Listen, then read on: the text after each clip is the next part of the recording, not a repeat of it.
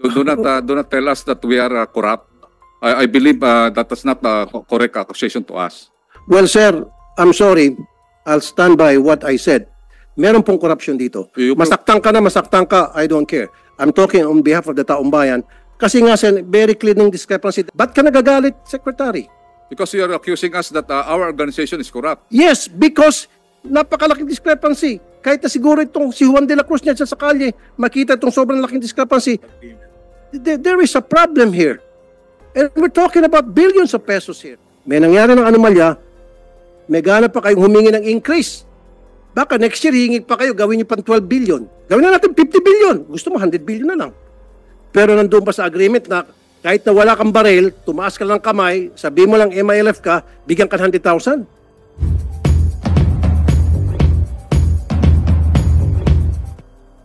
Magkano pong binibigay na cash assistance sa bawat surrendery po? For the MILF, we are giving 100,000 100,000. unconditional cash transfer. 100,000. Okay, ilan po yung surrendery? We term it decommissioned, Your Honor. Hindi, ilan po yung nag-surrender na nabigyan ng 100,000 each? 26,132. 26,132. Ilan po yung baril?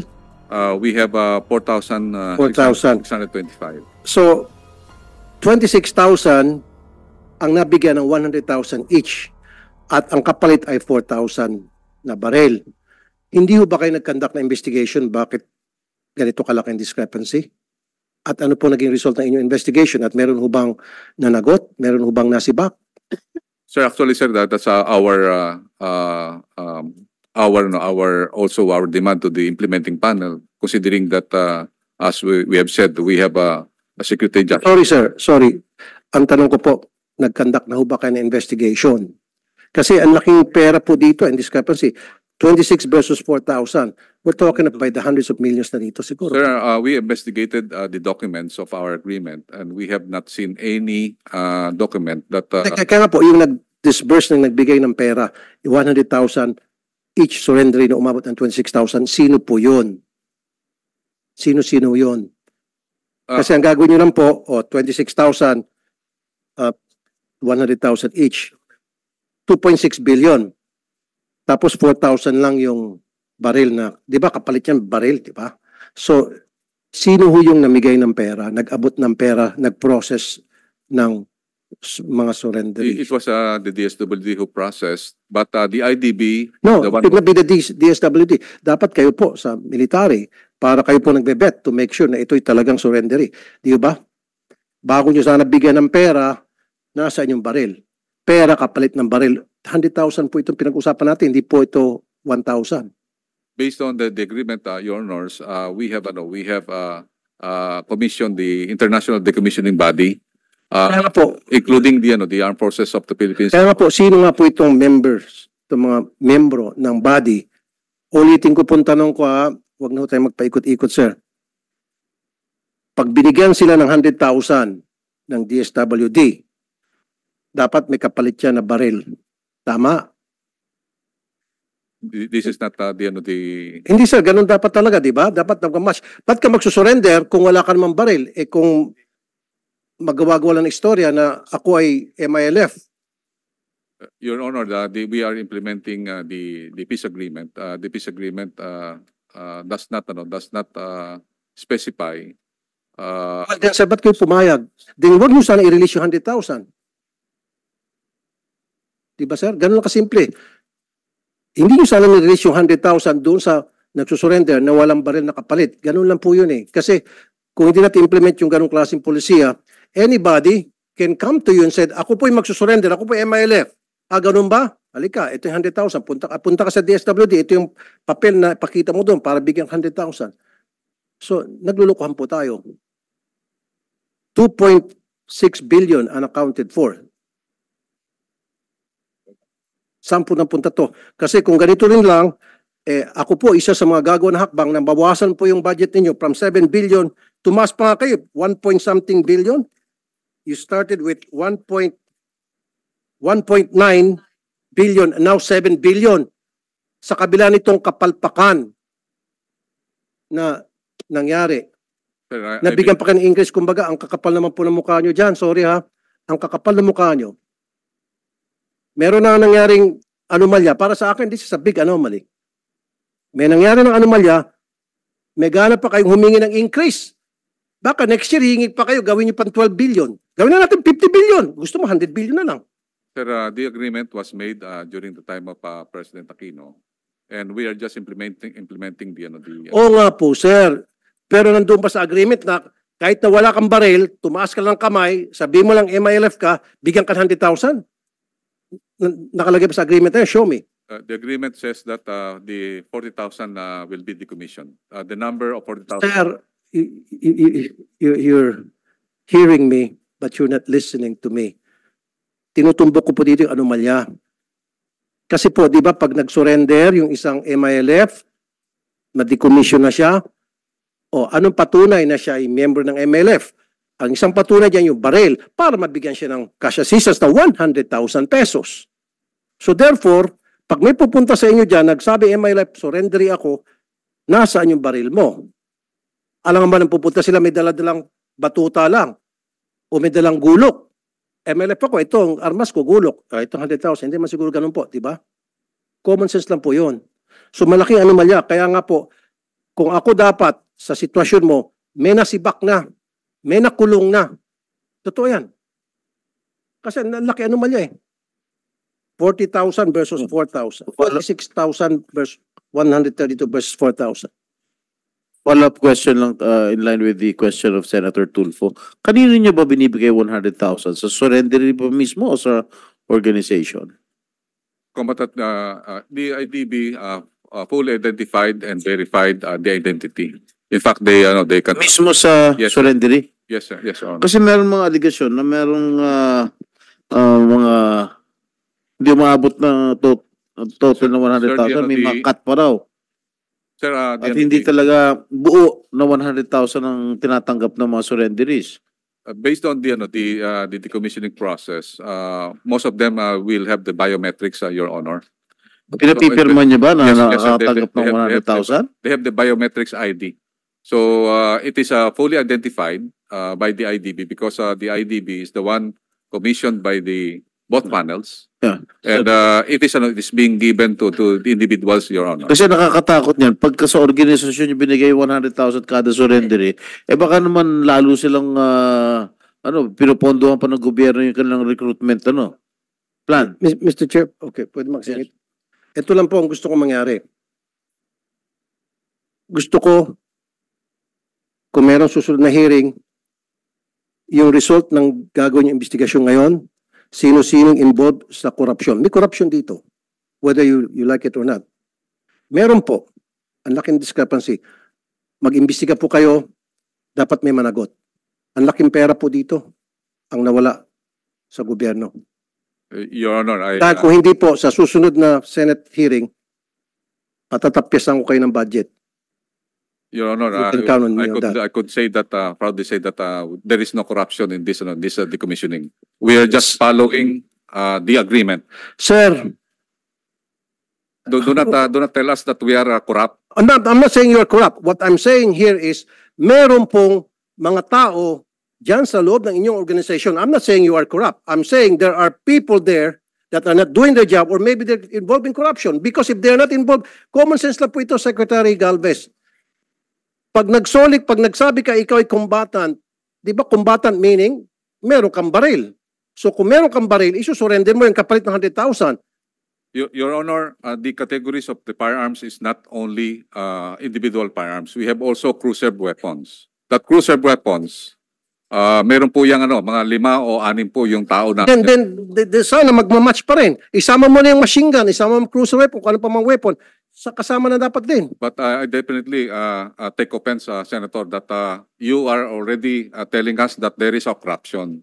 I believe that is not a correct accusation to us. Well, sir, I'm sorry. I'll stand by what I said. Meron pong corruption dito. Masaktan ka na, masaktan ka, I don't care. I'm talking on behalf of the taong bayan.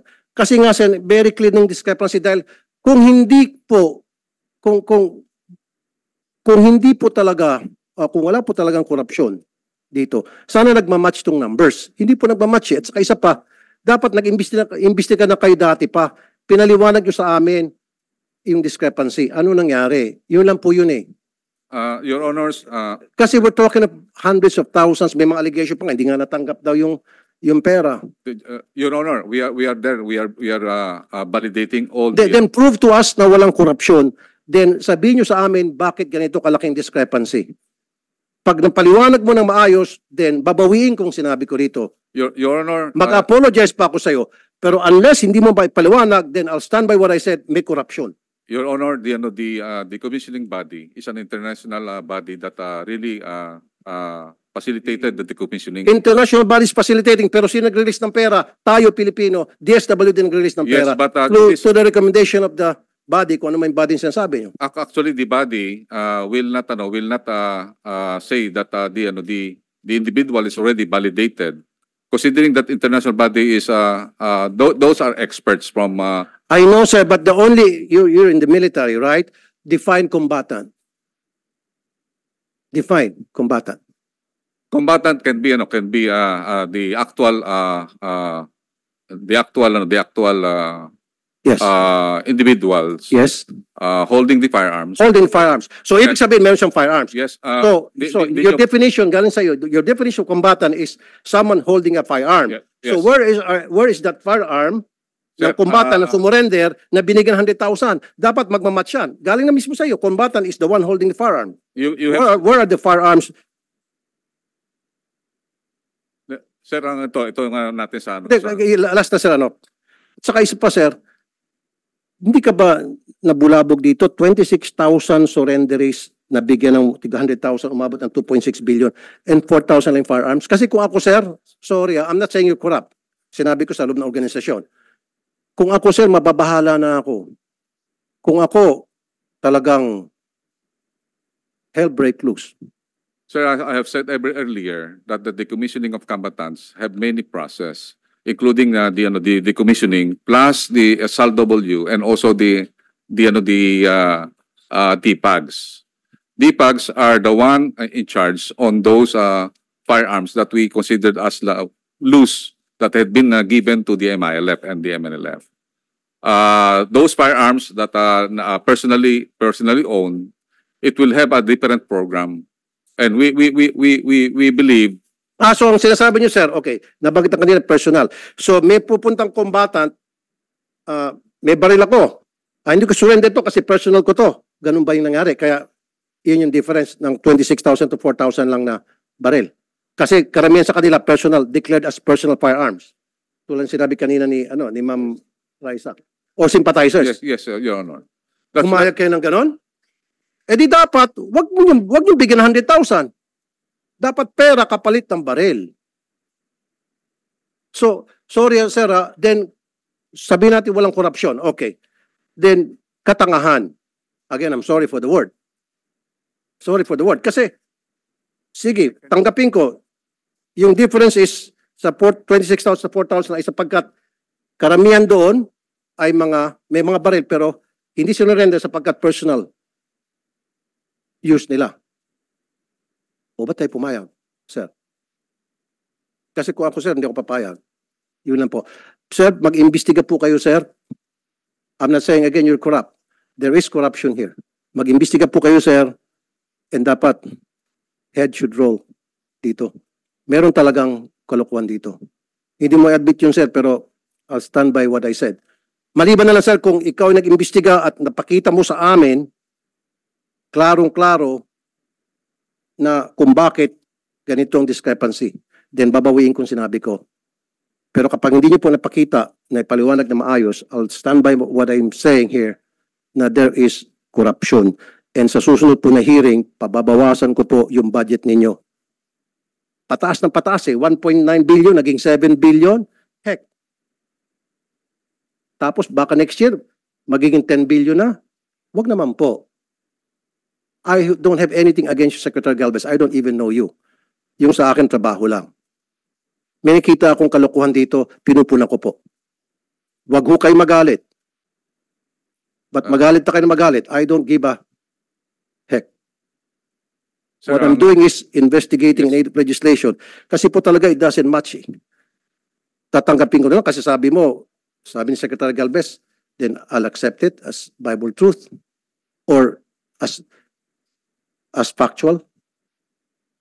Anyway, sir, bago ko umalis, ito lang habiling ko. Please investigate anong nangyari dito sa napakalaking discrepancy. And then sino po yung mga taong nagkamali dito?